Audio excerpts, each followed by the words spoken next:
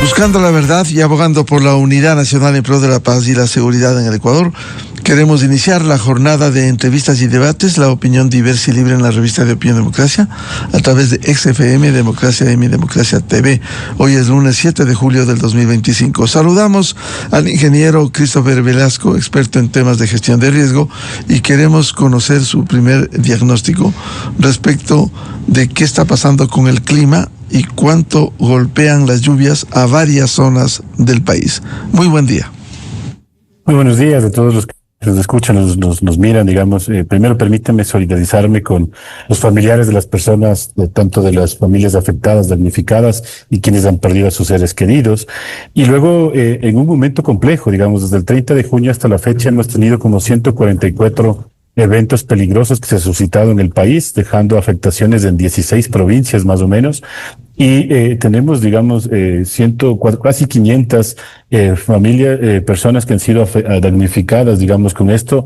Y también las complicaciones, digamos, que nos puede poner estas lluvias intensas en algunos sectores, principalmente sobre los temas de generación eléctrica y sobre la cuestión del oleoducto ecuatoriano, ¿no? Bien, en la región amazónica mantiene afectados a los dos oleoductos, tanto el transecuatoriano cuanto el oleoducto de crudos pesados. ¿Qué ha ocurrido en esa zona? Digamos, hay que entender que esta lógica de variabilidad climática que hace que las lluvias intensas se presenten en un tiempo más corto, con el tipo de suelo que tenemos en algunas zonas, se producen fenómenos de remoción de masa. Y recuerde usted que los fenómenos de remoción en masa que se generan casi siempre afectan la red estatal vial o la red provincial, las de interconexión. Y mucho el oleoducto de crudos pesados y el otro oleoducto que tenemos pasan, digamos, en la par, digamos, su tránsito está casi paralelo a la cuestión de las vías. Por tanto, si hay una afectación de la red estatal vial, también podríamos tener afectación de este oleoducto. Y además, hay que recordar algo importante a quienes nos escuchan y nos miran, digamos, el año de construcción del oleoducto genera ya de por sí una vulnerabilidad física, digamos. Esto ya tiene sus años y esto ha generado, digamos, ciertas rupturas en algunos tramos. Ya hemos tenido, digamos, algunos incidentes que son importantes revisarlos, analizarlos en torno a lo que tendríamos que hacer ahora en la forma más reactiva, pero también después con respecto de cuidar sobre todo la producción petrolera, de cuidar, digamos, estos ingresos que en el Estado tenemos, que son necesarios, digamos, para poder brindar servicios a la población, ¿no? ¿Qué implica lo que usted nos señala, ingeniero Velasco, los fenómenos de remoción de masa? Lo que implica son desplazamientos de tierra que pueden ser, por ejemplo, deslizamientos, desplazamientos, que pueden ser, digamos, estos son los términos más técnicos, pero para la gente que nos entienda claramente, son estos fenómenos que se desplaza, digamos, cierta parte de la montaña, cierta parte, digamos, de algunos espacios de tierra, como lo que ha pasado en el Tambo y en Quijos, digamos. Este es un desprendimiento bastante pronunciado, que ha generado unas afectaciones importantes, que ha dejado dos personas fallecidas y además todos los daños materiales que existen. Lo mismo ha pasado en Chunchi, lo mismo ha pasado en Palausí, lo mismo, digamos, tenemos repetidamente en la lógica de la vía Aloac-Santo Domingo, por ejemplo. Entonces, esto que es algo que está presente, digamos, en la lógica del territorio, necesita ser gestionado, digamos, a partir de las lógicas más prospectivas. Es decir, si identificamos los puntos críticos, ¿qué hacemos sobre esos puntos críticos? ¿Cómo trabajamos? ¿Con quién? ¿Con qué organizaciones? ¿Con qué instituciones? ¿Qué le corresponde a quién? Para que podamos evitar estas pérdidas de vidas humanas y sobre todo afectaciones importantes en el territorio, ¿no? Ingeniero Velasco, en la parte de la región amazónica hemos visto que uno de los mayores sectores afectados ha sido Sucumbíos, mientras también rige la emergencia en Napo y Zamora Chinchipe. ¿Cómo se ha venido actuando y cómo debiera enfrentarse estos fenómenos? Creo que aquí hay una gran responsabilidad, digamos, del Estado en su conjunto, digamos, a través del gobierno central, a través de la cuestión de los gobiernos autónomos descentralizados.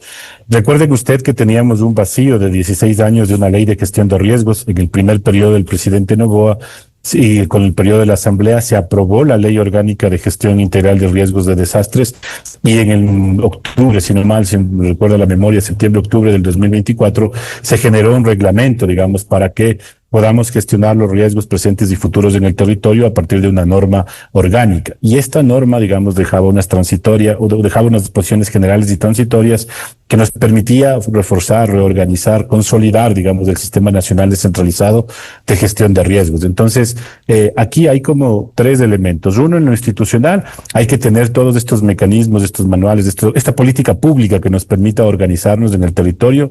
En los términos ya, digamos, más de la reacción que tenemos que hacer ahora, es que de esta declaratoria regional que ha dado el COE nacional, necesitamos ver los recursos, y esto es un gran desafío porque entendemos todos que el momento de la caja fiscal es un momento complejo y que evidentemente hace un déficit que existe, generar o mermar más los recursos del erario nacional significa también disminuir alguna prestación de servicios en alguna línea o condicionar más también, digamos, algunas lógicas con las negociaciones con los multilaterales, bilaterales en los términos de crédito.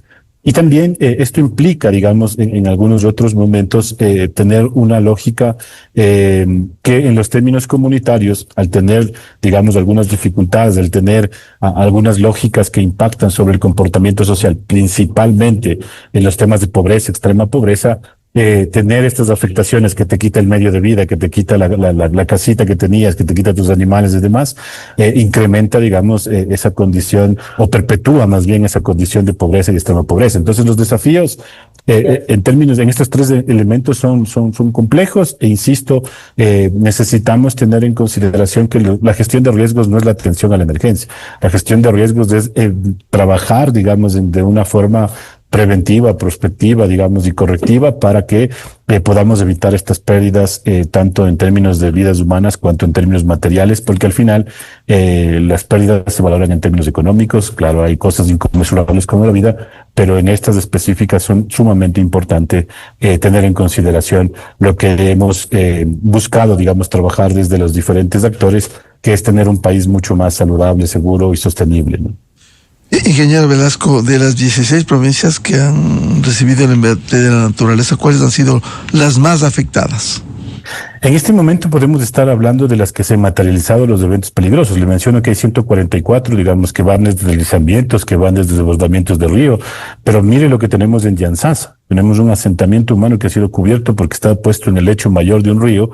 Tenemos cosas como Celica en la parte alta del Oro, tenemos cosas, digamos, importantes en lo que está pasando en la misma Loja, sobre los temas de recurrencia, digamos, de estas precipitaciones y que han generado afectaciones importantes de la urbe. Tenemos en el Carchi, ayer estaba leyendo alguna información interesante de los puntos críticos que tenemos en la provincia y que se han tomado algunas decisiones preventivas, y que felicito a la autoridad por ello y también a los diferentes espacios. Y entonces son algunos frentes en los cuales evidentemente la labor y el trabajo que vienen haciendo los organismos básicos de respuesta y socorro, la policía, la Cruz Roja, las Fuerzas Armadas, digamos también el mismo personal de la Secretaría Nacional de Gestión de Riesgos, el personal de los municipios, es un trabajo, digamos, bastante desgastante, exhaustivo, que toma, digamos, también algunas implicaciones en la cuestión de la gestión del territorio, pero que necesitan ser fortalecidas, y que ese siempre ha sido el llamado, digamos, necesitamos tener una capacidad operativa mucho más consolidada, no solo pensando en la respuesta, insisto, sino también en otros procesos como la cuestión más correctiva. Ahora, el gran desafío, digamos, que tenemos para no solo la respuesta en este momento, sino para orientarnos en lo que va a ser el periodo de nuestro presidente actual electo, digamos, en el Ecuador, el señor presidente Noboa, es ver qué es lo que va a plantear en la lógica del Plan Nacional de Desarrollo. Ese Plan Nacional de Desarrollo debe dar una orientación a mediano plazo de por dónde vamos y qué implica ese modelo de desarrollo y cuáles son los riesgos que la aplicación de ese modelo de desarrollo nos va a dejar, a través de entenderlo bien en la estrategia nacional territorial, y sobre todo entender cuál va a ser los indicadores, metas, objetivos que se planteen en temas de cambio climático y gestión de riesgos. Por ley, hoy el Plan Nacional de Desarrollo tiene que tener un objetivo, digamos, sobre la cuestión de gestión de riesgos. Entonces, este trabajo que le vengo mencionando, digamos, que tiene que ver, por un lado, por la política pública, la institucionalidad, nos va a permitir que el comportamiento social, que la corresponsabilidad de los diferentes actores pueda ponerse en manifiesto para evitar mucho más pérdidas de vidas humanas y demás. Esto no solo pasa en el Ecuador, insisto, digamos, las afectaciones por variabilidad climática. Hoy tenemos en Texas unas inundaciones increíbles, tenemos en París. Impresionante, en Texas, tantos fallecidos, desaparecidos, ¿no? Exacto.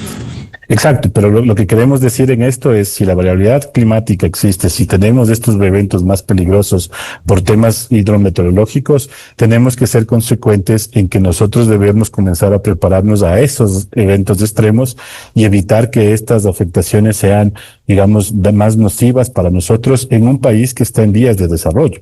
Es que lo que pasa en un país desarrollado puede tener mucha más capacidad de respuesta. Las necesidades básicas de la población pueden estar cubiertas. Aquí no. O sea, cada vez que sacamos recursos de la lógica de desarrollo para ponerle en atención de desastres, implica, digamos, un retroceso en el modelo de crecimiento económico, en la lógica del bienestar de la población, de la garantía propia de los derechos de todos y quienes habitamos en el territorio ecuatoriano, ¿no?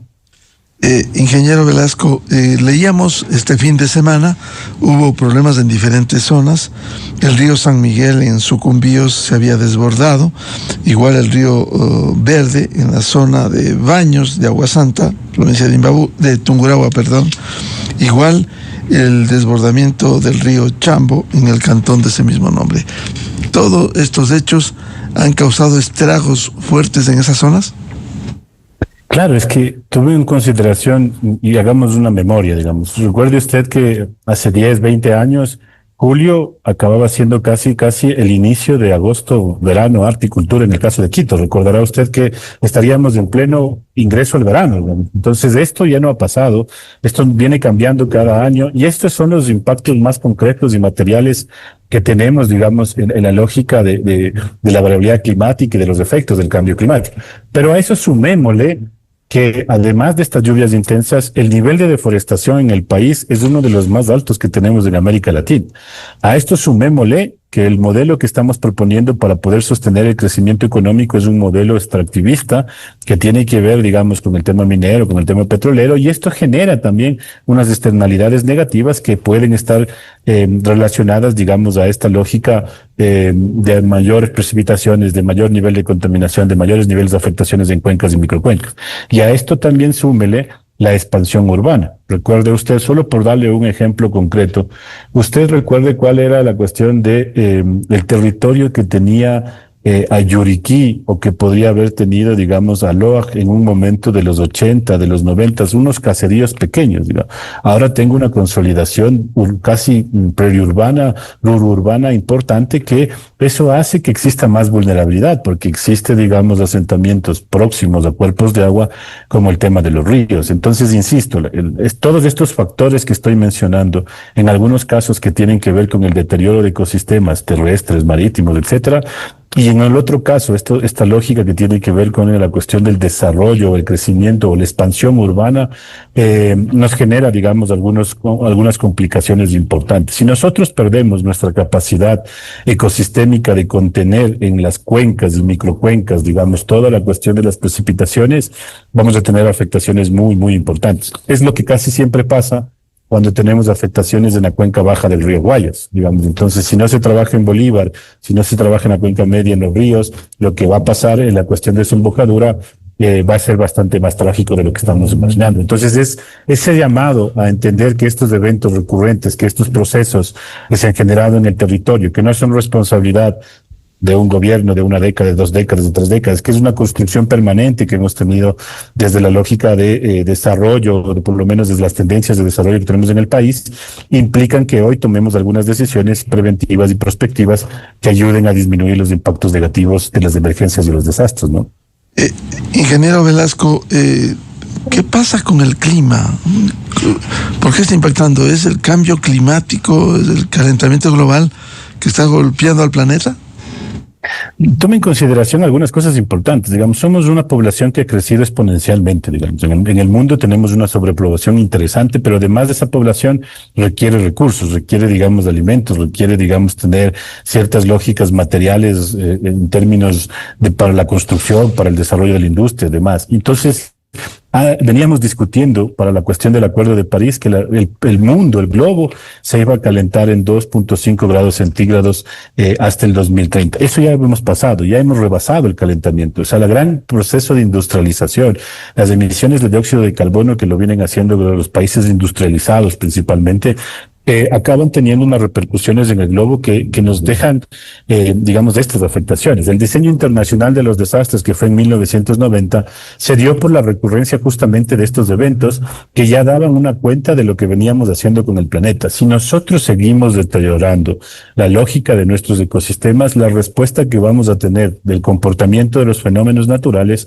es esta. O sea, mayores afectaciones, mayores temas, por ejemplo, ahora incrementos de enfermedades tropicales. Usted podría darse cuenta que dengue, zika, chikungunya, entre otros, podría tener a nivel del subtrópico, pero ahora también tienen pisos climáticos más de la sierra, por darle un ejemplo. Otra cosa que estamos viendo es el cambio de temperatura. Nunca hemos tenido temperaturas heladas. Yo recién estuve en el Austro la semana anterior y tenemos unas olas de frío increíbles, digamos, eso que no lo habíamos vivido antes. Esto también merma los temas productivos, esto también, digamos, afecta a ciertos temas de la infraestructura.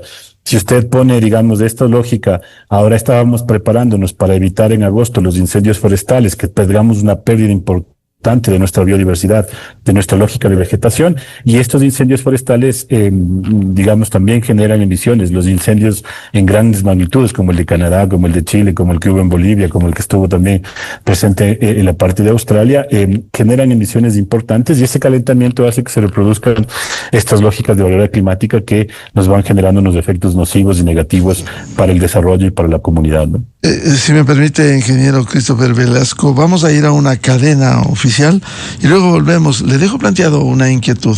Frente a todos estos fenómenos naturales que pueden devenir en una catástrofe económica, social, ¿qué prevención debe mantener una comunidad, una sociedad para enfrentar estos fenómenos? Si es difícil enfrentar a la naturaleza, hay que tomar las medidas preventivas. Volvemos. A continuación, XFM se une a una cadena nacional. Las fuerzas del orden del Ecuador trabajan con valentía y compromiso para proteger a cada ciudadano y construir un futuro de paz. Napo Orellana. Recuperamos el control en Alto Punino.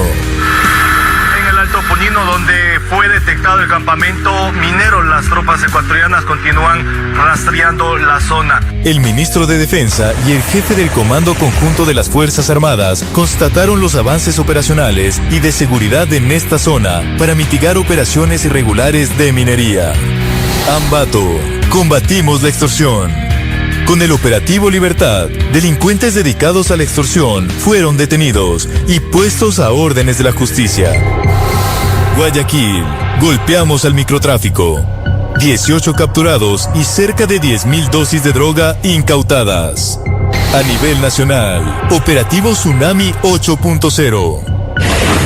92 capturados y 2 bandas terroristas desarticuladas. Vehículos y motocicletas recuperadas y 33 armas de fuego incautadas. Baba Hoyo, integrantes de los choneros atrapados. Los delincuentes están implicados por robo y porte de armas de fuego.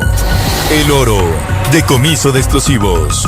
Las fuerzas del orden desarticularon una estructura clandestina dedicada a realizar actividades de minería ilegal. Realizaron la detonación controlada de 2 bocaminas. Cada captura, cada incautación, cada rescate es una victoria para los ecuatorianos. La lucha continúa contra el narcoterrorismo. El nuevo Ecuador. Esta fue una cadena nacional. La revista de opinión Democracia, buscando la verdad en todas partes. 7:03 en el territorio continental ecuatoriano, buscando la verdad y abogando por la unidad nacional en pro de la paz y la seguridad en el Ecuador. Diálogo con el ingeniero Christopher Velasco, experto en temas de gestión de riesgo. Le dije planteado una inquietud frente a todos estos fenómenos naturales, muchos inevitables. ¿Cuáles debieran ser las acciones de prevención, estar prevenidos para enfrentar estos fenómenos naturales? Creo que aquí hay algunas reflexiones importantes y usted ha hecho una pregunta significativamente, digamos, compleja de responder en una sola línea.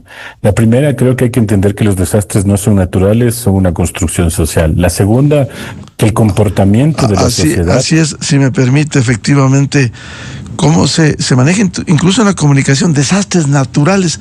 El desastre de por sí no es natural, es un fenómeno natural.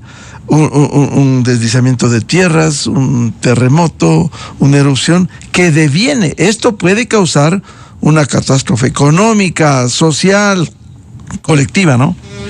Exactamente, y entonces en esa misma línea de entender que no son naturales y tampoco son un castigo divino, acaba siendo una responsabilidad de todos sobre lo que estamos haciendo. Entonces hay un rol específico, digamos, que siempre centro, quizás por el sesgo de estudiar mucho la lógica de la gobernanza y la política pública, tiene que estar centrado sobre el Estado, sobre cómo nosotros estamos pensando ese modelo de desarrollo, esos mecanismos de sostenibilidad, esa lógica de poder dar respuesta a estos fenómenos naturales que pueden poner en tensión la cuestión de las vías, la cuestión del crecimiento urbano, la lógica del crecimiento económico, entre otros.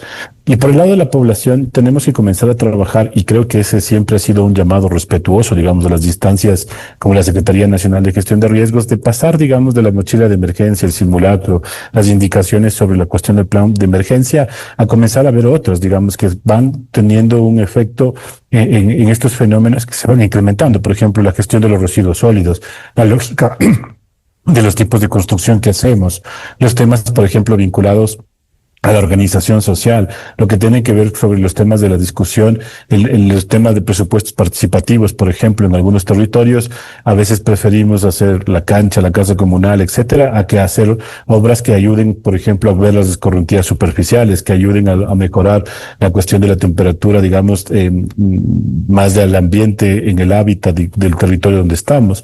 Entonces hay unas lógicas de prevención que nosotros no la hemos interiorizado dentro del día a día. Por ejemplo, ¿cuántas personas en el Ecuador aseguramos nuestros medios de vida? ¿Cuántas personas aseguramos nuestra vivienda? Vivienda que nos ha costado en muchos de los casos 20, 30 años de nuestros familiares, padres, abuelos, tíos, etcétera, para tener un bien, y que se van en 5 minutos, en segundos, digamos. Y si no tenemos un aseguramiento, si no tenemos una posibilidad de pensar esos temas de transferencia del riesgo, hemos perdido todo. Usted pregunte cuántas personas que fueron afectadas en el terremoto del 16 de abril y que tenían con todas sus jubilaciones, digamos, que habían recibido por todos los años de servicio en el Estado, y que habían comprado su departamento, su casa en Manta, y se cayó la casa, se cayó el departamento, ¿cómo recuperas ese recurso? No puedes, y el Estado no tiene cómo intervenir porque es un tema de un privado.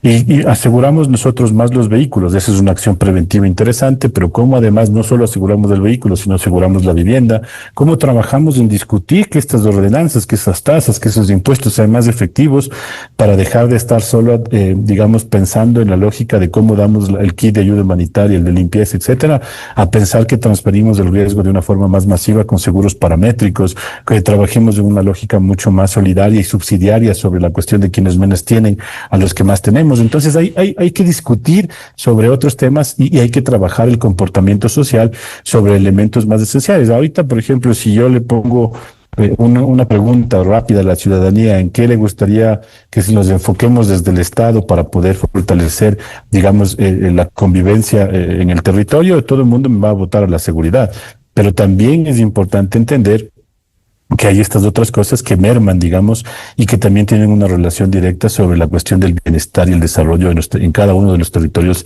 de las 24 provincias, de los 222 municipios que ahora somos, y desde la lógica de cada una de las parroquias necesitamos entender cómo trabajar el riesgo, cómo entender no solo los temas de la atención a la emergencia, sino también la reducción de ese riesgo, ese análisis preventivo, esa lógica más prospectiva que nos permita evitar estos eventos adversos y sobre todo las pérdidas materiales y de vidas humanas. Estas acciones que se han cumplido, de alguna manera están determinando, en el caso de la región amazónica, el cambio de trazados de los oleoductos.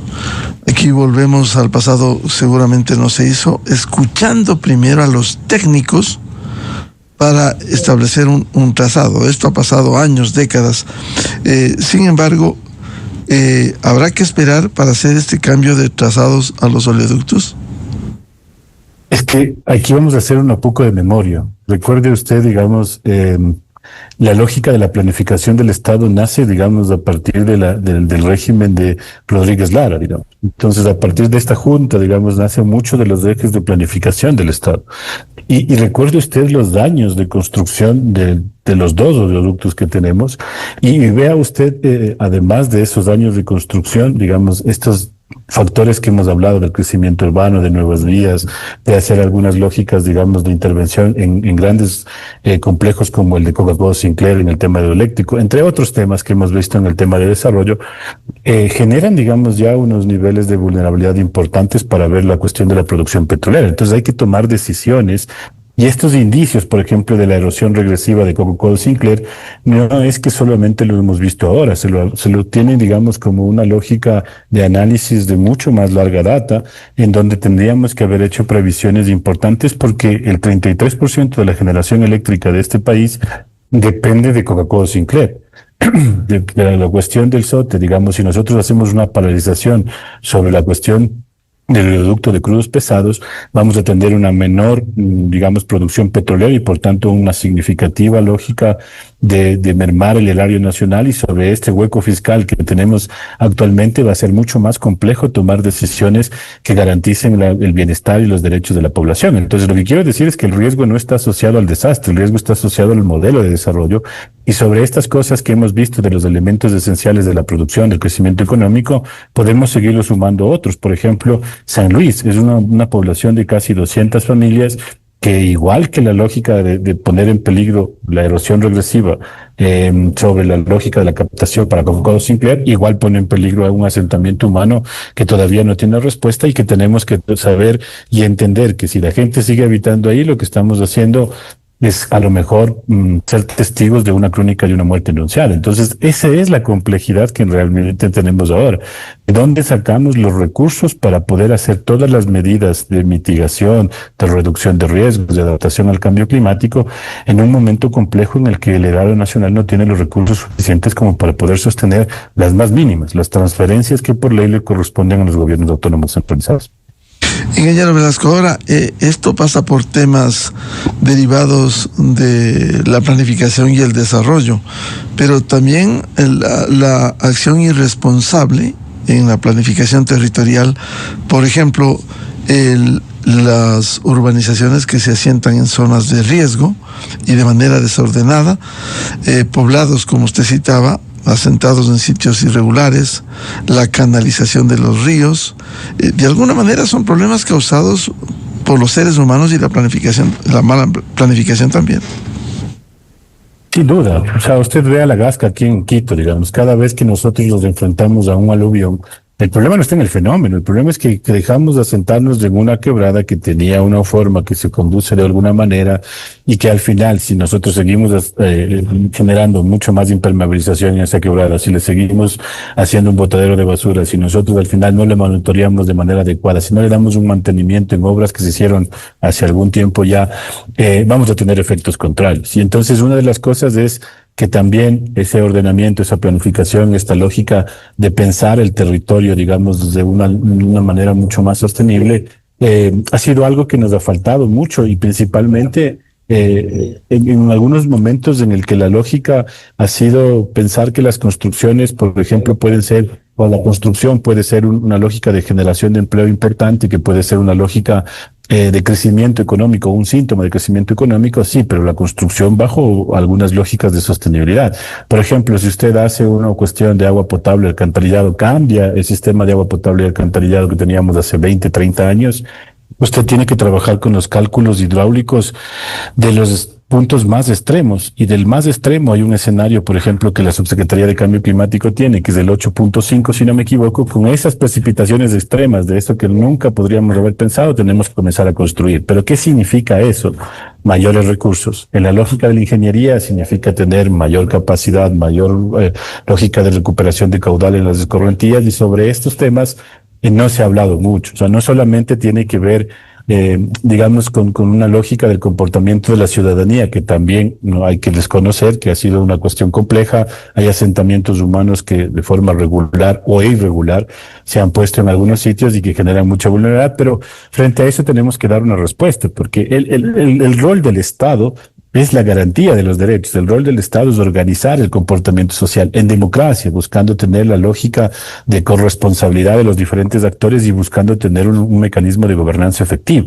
¿Qué es lo que pasa? Que a veces nosotros queremos que se coincidan los tiempos políticos con los tiempos de administración, con los fenómenos naturales, y no pasa. Y al no pasar eso, tenemos que comenzar a prever una política de Estado sobre los temas de cambio climático y gestión de riesgos, porque vemos que son temas recurrentes. Usted puede acordarse de la Josefina, de hace algunos años. Año 93, claro. Exacto. Usted puede acordarse, digamos, de eventos como los que hemos pasado, digamos, en el terremoto de Baeza, puede ver la cuestión de Ibarra sobre su terremoto, puede acordarse de más atrás del de Ambato, y está siempre presente en nuestra historia, digamos, los fenómenos naturales y la materialización de esos fenómenos. El problema es cómo nosotros hemos dejado que la relación del fenómeno más esa construcción social de la vulnerabilidad que hemos hecho nos ponga en un escenario tan complejo en el cual lo que tenemos que hacer es comenzar a dimensionar desde ya acciones que en el corto, mediano y largo plazo vayan dando respuesta a las necesidades de la población y del crecimiento económico, de la lógica de bienestar que necesita un Estado en democracia. Para concluir, ingeniero Velasco, muy ilustrativas sus análisis. Ahora, para citar casos como el proyecto hidroeléctrico Coca-Cola Sinclair, allí, según los técnicos, fue muy mal hecho, mal diseñado, mal desarrollado este proyecto, y allí están las consecuencias. Yo soy un poco, digamos, bastante más cauto en poder hacer una afirmación ahí, porque tenemos que tener varios elementos. Yo recuerdo que cuando leo, digamos, recién nomás de que escribí un artículo sobre la cuestión de la planificación en el Ecuador, y este era uno de los proyectos que venía desde la cuestión de Rodríguez Lara, insisto en esto. Entonces, al final, en este país tenemos múltiples amenazas, desde los volcanes, desde las fallas geológicas, desde la cuestión de las quebradas, los ríos, etcétera, que pueden convertirse, digamos, en temas o materializarse en emergencias de desastres. Yo creo que la lógica del desarrollo debe sí comprender que cuando queremos hacer equipamiento, infraestructura de gran calado, necesitamos ser conscientes que estos fenómenos pueden afectar nuestro desenvolvimiento como infraestructura, pero también, digamos, nuestra inversión. Y aquí le puedo dar otro ejemplo. Hay vías, como usted puede entender, el paso lateral de Ambato, por ejemplo. Usted ha visto que casi un tramo ha pasado cerrado desde que se inauguró hasta casi no mucho, digamos, y luego cuando se habilitó casi se va a una parte de la mesa. Entonces quiero decir que la infraestructura en gran escala que se tenga que hacer tiene que comenzar a pensarse desde la resiliencia y la sostenibilidad. Y me parece que es importante también poner como algunos elementos, que lo que usted ha dicho es muy cierto, digamos, que a veces se consideren los elementos técnicos y no solo coyunturales político-electorales, digamos. Cuando los elementos técnicos entran en sinergia con la cuestión de las narrativas políticas y discursivas, las cosas funcionan porque se puede entender que lo que se está haciendo tiene una cabida en donde sostener, digamos, la lógica de la inversión, en donde sostener la lógica de la intervención del Estado. Y esto, en muchos de los casos, no se trata de desconocer la gestión de un gobierno u otro, se trata de decir, hagamos una incidencia propositiva en la agenda pública, en la agenda política, desde el rol que nos compete, el mío, desde la investigación, desde la academia, desde la lógica de la sociedad civil, en decir, miren, estos elementos podríamos tomar en consideración al momento de diseñar política pública, al momento de pensar los grandes proyectos. Por ejemplo, ahora que estamos pensando en la lógica de poder hacer procesos extractivos, ¿cómo van a hacer esos procesos extractivos? ¿Cómo van a incrementar la vulnerabilidad o no?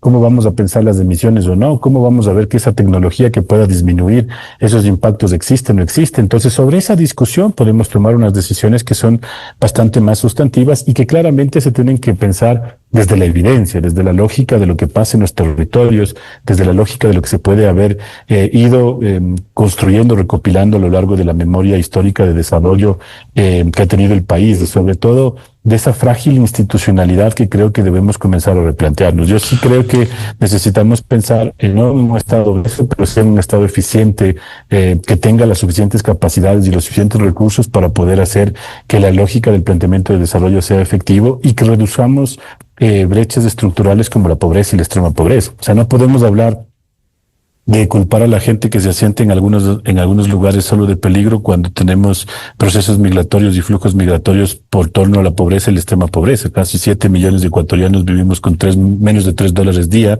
Entonces, pedir a la gente que no migre, que no se asiente en las zonas periurbanas, rururbanas, digamos, de mayor riesgo que pueden tener las grandes ciudades, se vuelve como un gran desafío. Es más o menos cuando en la pandemia decían, mantengan el distanciamiento social y lavémonos las manos. Claro, lavémonos las manos, tenemos agua potable, pues tenemos acceso a ese servicio de agua potable, y los que no vivimos en hacinamiento. Entonces creo que hay que pensar profundamente esas brechas sociales, económicas, políticas, ambientales que están haciendo que estas crisis por las cuales va atravesando los gobiernos de turno tengan mucha más cabida sobre los temas más prospectivos y de gestión de lo público y de lo social y de lo territorial desde estos elementos de sostenibilidad, tanto financiera cuanto ambiental. Creo que esos son los grandes desafíos.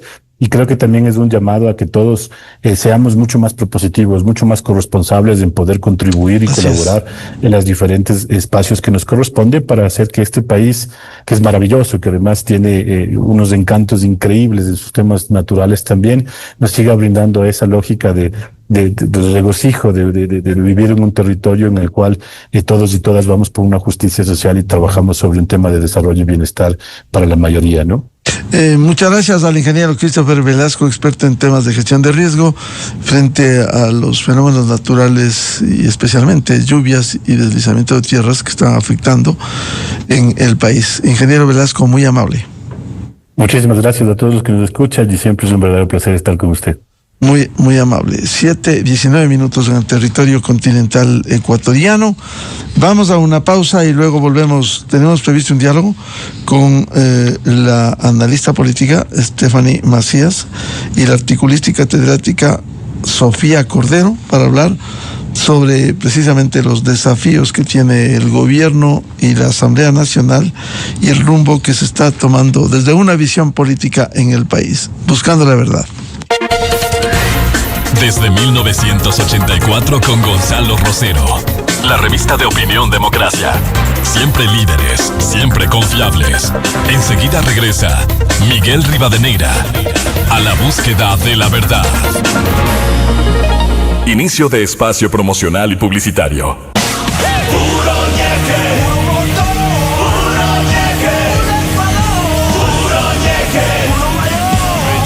Con todo, cero temor. Nueva Don Fenriches.